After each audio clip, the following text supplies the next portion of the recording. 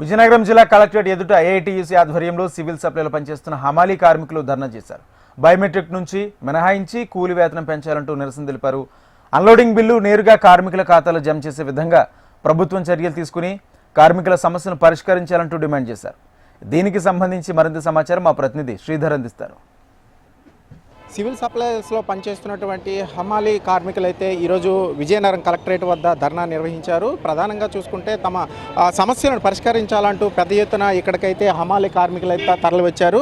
అయితే హమాలీ కార్మికులకు సంబంధించినటువంటి సమస్యలు ఏంటి, వాళ్ళ తాలూకు డిమాండ్స్ ఏంటి అడిగి తెలుసుకునే ప్రయత్నం చేద్దాం. చెప్పండి సార్, అసలు ఈ డిమాండ్స్ ఏంటి, అసలు దేని గురించి ఈ ధర్నా నిర్వహిస్తున్నారు ఏంటి సార్?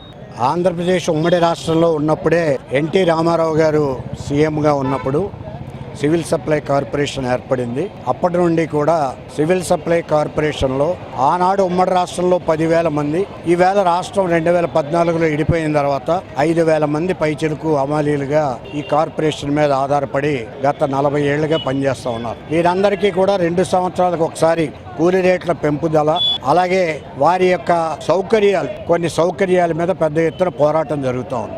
ఈవేళ అదనంగా హాస్టల్స్ సరఫరా చేసే బియ్యం మా చేతే పంపిస్తున్నారు, మధ్యాహ్న భోజన పథకానికి మా చేతే పంపిస్తున్నారు, అలాగే అంగన్వాడీలకి మా చేతే పనిచేస్తున్నారు.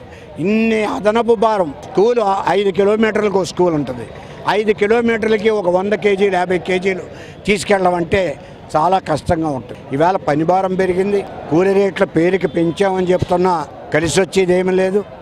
అలాగే రెండో పక్క ఈవేళ వీరి మీద ప్రభుత్వ ఉద్యోగులకి ఎన్ని ఆంక్షలు ఉన్నాయో అన్ని ఆంక్షలను ఇళ్ల మీద పెడుతున్నారు. బయోమెట్రిక్ పెడతామని, తర్వాత అన్లోడింగ్కి మీరు వెళ్ళొద్దని, అన్లోడింగ్ స్టేజ్ 2కి కాంట్రాక్టరే చూసుకుంటాడని, అలాగే ఒక పాయింట్లో 40 మంది హమాలీలు ఉంటే దాన్ని 2 పాయింట్లుగా విభజించి కార్మికుల మధ్య చిచ్చు పెట్టి విడదీయడానికి ప్రయత్నం చేయడం, కనీసం వారానికి ఒక రోజు సెలవు ఇవ్వకుండా మీకు సెలవు లేదు, పని చేయవలసి వచ్చినప్పుడు మీకు సెలవు లేదు, మీకేం హక్కులు లేవు, డబ్బులు ఇచ్చినప్పుడు మాత్రం ఒక పద్ధతిలో, డబ్బులు లేనప్పుడు ఒక పద్ధతిలో ఈవేళ కార్మికుల్ని ఈవేళ రాసి రంపాన పెడుతున్నారు అధికారులు. ఈవేళ సంస్థలో లక్షల కోట్ల రూపాయలు దిగమింగేస్తున్నారు, వేల కోట్ల రూపాయలు అవినీతి కుంభకోణాలు బయటపడుతున్నాయి. కార్మికుడికి ఇచ్చేటటువంటి 5 రూపాయలు 10 రూపాయల దగ్గర అధికారులు పెత్తనం జలాయించి వీరిని అనేక నిర్బంధాలకు గురి చేస్తూ ఉన్నారు.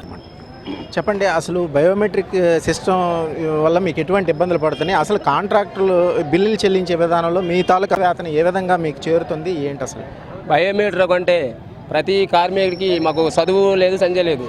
అదేవిధంగా ఇది బయోమెట్రిక్ అని ఇంకొక విధంగా మాకు బయోమెట్రిక్ వేయించుకొని మమ్మల్ని బ్లాక్మెయిల్ చేయడం నేర్చారు. మేము రాత్రి పగల ఒక అన్లోడింగ్ వెళ్ళి వర్షంతోనే దేనితోనే చేసుకొచ్చినా మా అకౌంట్ మానేసి స్టేజ్ 2 అకౌంట్లో వేయడం. అతను మళ్ళీ ఒక మంత్ గవర్నమెంట్ దగ్గర మా శ్రమ గవర్నమెంట్ దగ్గర బ్యాలెన్స్ ఉంచుకొని నెక్స్ట్ మంత్ మాకు ఇవ్వడం, దాంట్లో పీడిఎస్ అవి కట్ చేసి మీద ఇవ్వడం. అదొకటి.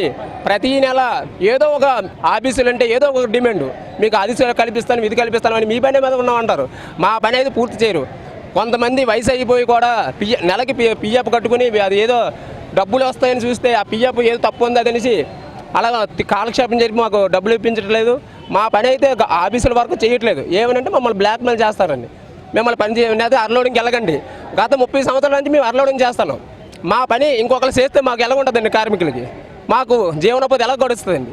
మా అదేవిధంగా మా అన్లోడింగు లోడింగ్ బిల్లు మేము చేసి మా అకౌంట్లో చేస్తారని మేము కోరుకుంటాను.